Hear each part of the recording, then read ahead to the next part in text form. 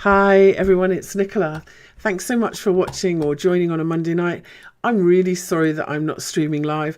Unfortunately, I've got some internet issues with my upload speed, and I didn't want to risk streaming live and have it not work. So I thought I'd make a quick video with covering a few of the big coins with everything falling, and just talk again about where I think that we might be going and where we might find some support. So I'm going to start now with Bitcoin. So as expected, this week we bounced from that big 10,000 level and the 50% of all-time lows to highs in Bitcoin, which comes in at 9,900. In fact, we didn't really have a daily close below this low that happened on the 22nd of December. So each time we dipped below this 22nd of December low, we bounced and held above it. And so in a way, we could have interpreted this as a triangle, or, you know, then a big kind of wave 4 consolidation pattern. What we're seeing today, though, is it looks like we're going to close underneath this 22nd of December low. And that kind of puts more of a bearish tinge on it, especially with the bearish cross in the daily moving averages, the rally that we failed, we couldn't take out this prior low. And, you know, very often in corrections, even just simple ABC corrections, the last leg lower, the final leg, so if this is an A leg and a 2-wave correction, B leg, and then this final leg very often divides into 5 waves. So this is the first 1, 2, and we're looking for one more push lower, which takes us down to the 200-day moving average and down to this big 61.8 retrace level from the highs of the lows. This is one of the levels that I'm looking at. If I measure the ABC, though, it gives us a kind of, we don't get everything lining up. That's the problem with Bitcoin in quite the same place. So 8,000 is where we've got a big ABC, and if the 5th leg is equal to the 1st leg in this one, then that's also the 1272 of that. So around 8,000, and then between 7,600 and I think in 8,000 is where we're most likely to find support. But remember, this is Bitcoin. It loves to spike all the way through a level and then bounce sharply back up again. So I wouldn't be surprised at all if we do that here, and we do that with a 200-day MA. Why is this important, and why have I marked this high like this? And the reason is that a lot of Elliott wave people are counting this final 5 waves. They still see that this is a wave 4 and the possibility of one more wave 5 higher.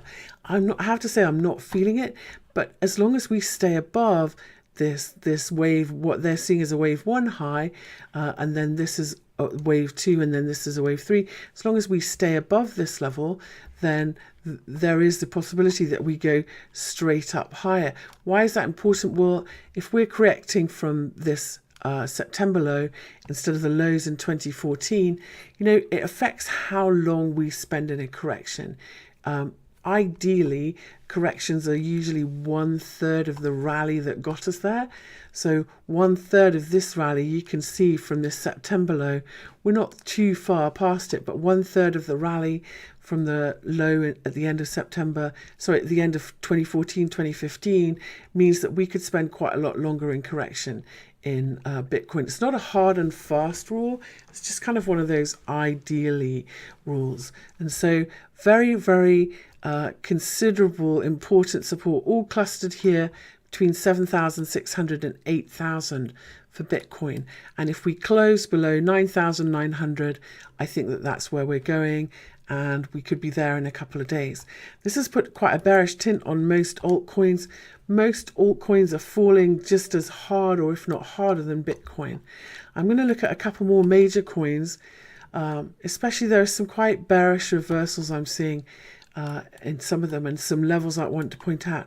The next one we're going to look at is Ethereum US dollar. Ethereum US dollar had a sharp rally, and I was looking for one more wave lower in Ethereum. To do that, I need to measure. So I meant, where are we going to go? I measure from the high to the low and project it from this level. And if we do 61.8 again of this first leg, then we're going to go to 755 and a retest of the lows. And there's a whole bunch of Fibonacci reasons why this is a good place to stop, as well as support and resistance. So 755 is potential support for Ethereum US dollar. But if we close below 750, then I think that we're going to go quite a bit lower. And the support I measure comes in.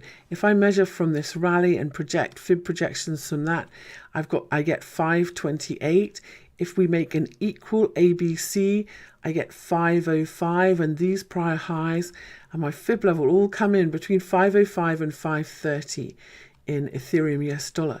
So watch this 750 level pretty closely in ETH US dollar. If it doesn't hold, we're going to see a drop to 505 to 530 region. And potentially again, because she's like the twisted sister Ethereum, she can be pretty spiky. And the 200-day moving average in Ethereum is much lower, around 440. So I wouldn't be surprised if we spike down to that 440 level, retested this wedge breakout, and then bounced back up to close around 530. So that's how I'm seeing Ethereum US dollar. Apologies, I haven't done it in euros for you tonight. I'll do that another time. Another one that I wanted to look at is Ripple, because Ripple's the one everybody's talking about. Now, Ripple, I'm not 100% sure that Ripple's done. I think that we might have seen correction complete, and we may not see new lows in Ripple. If we do, though, we're going to come down to 0.556 US dollar and the 200-day moving average. That's the next fib support. She's been climbing down through the fib retraces all the way from this swing higher from the breakout of the wedge consolidation. We've respected the 38.2, the 50%, and the 618 really nicely. And here the last bounce was from the 786. I think if we lose 0.86, then next support is 0.556. But again, I think there's a good chance that Ripple makes a double bottom or holds with support around 0.868 or makes a higher low. Reversals usually at the 78.6 should go back to the 38.2, but the pivot in the middle is this 50%. So not entirely clear. They're all falling. So two supports in Ripple US dollar, 0.86 and 0.556. The next one I'm going to quickly look at that I think, and now I'm just going to look at a couple that I think are doing a little bit better than Bitcoin. I will briefly mention Litecoin because I'll get hate mail if I don't. If we look at Litecoin against Bitcoin, we can see we're completely sideways, tick for tick. We're doing in Litecoin what Bitcoin is doing in a very, very narrow range. So if we're tick for tick sideways with Bitcoin and Bitcoin is going down, it means usually Litecoin against US dollar is going down. So here's Litecoin. And I see a double from the all-time lows to highs in Litecoin. We've been bouncing from the 61.8 and kind of held the resistance around the 38.2. This is the golden ratio zone where the market tends to bounce around and try and find balance. So this 163 US dollar level becomes quite important. It closed below that. We'll see another leg lower to 92.7 in, and that will be the daily 200 moving average. That's going to be quite a big deal, mostly because that's a bullish Gartley pattern if we come down here. So they're very reliable trend reversal patterns. So I'm going to put myself an alert down here at 92.80 is the level. I want to know when the price comes down there because I want to buy it in Ripple US dollar. So sorry, not Ripple, Litecoin. I'm a big fan of Litecoin, and so that's where I've got my alarm. Sorry, at 92.80 in Litecoin US dollar. If we lose the support at 163, that's quite a sharp drop.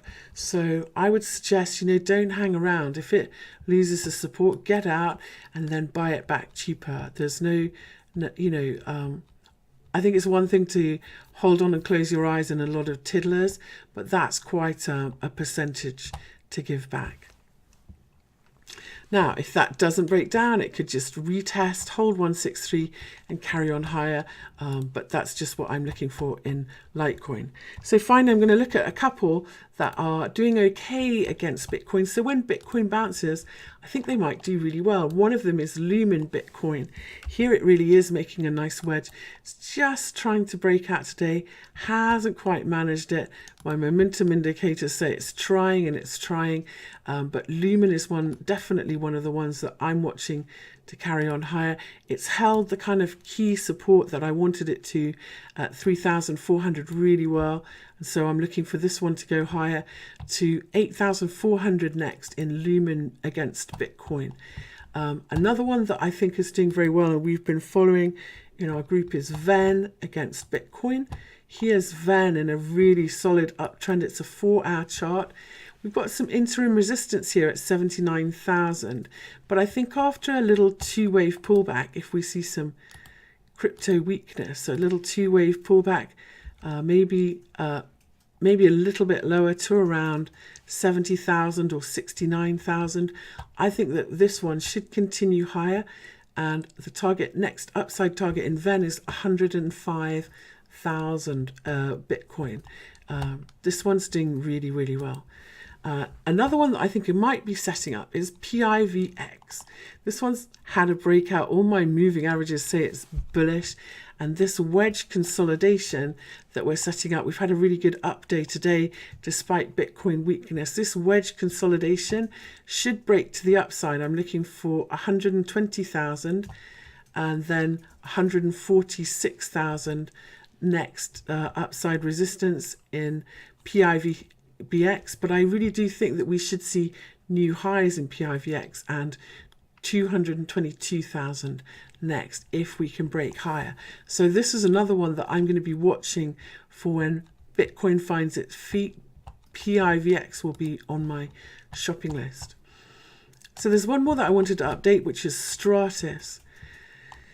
As you know, I got really quite excited about Stratus and it was one of my picks last week, and I was looking for it to get above this 23.6 and continue higher and find some support from this 200 moving average.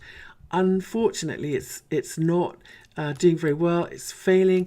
I think that we've got a bit lower to come back, and support in Stratus is at 97,000, and if that doesn't hold, 82,000. So I've cut my losses in Stratus and I'm going to wait and buy this back later. Bigger picture and bigger picture structure, I still really like Stratus, so I don't think it's too awful if you hodl this one, but that's what I'd be looking for in Stratus. And then a couple that I wanted to update. I was a little bit bearish last time we talked about WTC Walton, and the reason is I thought that we had made a big ABC correction in Walton, and I thought that therefore there's a risk that this would stall and be bearish. In fact, and I'm going to tidy up my chart here, in fact what it's done is it's found some support at 50% and it's carrying on higher. So where are we going to go next? I think 33,000 next in Walton and potentially 46,000. So this one again, Walton against Bitcoin, is definitely outperforming and on its way higher. And I don't think you need to wait for Bitcoin to find a bottom for that one. And one more that I have been looking at that's doing really well is CND. So this is CND against Bitcoin, a Binance coin as well.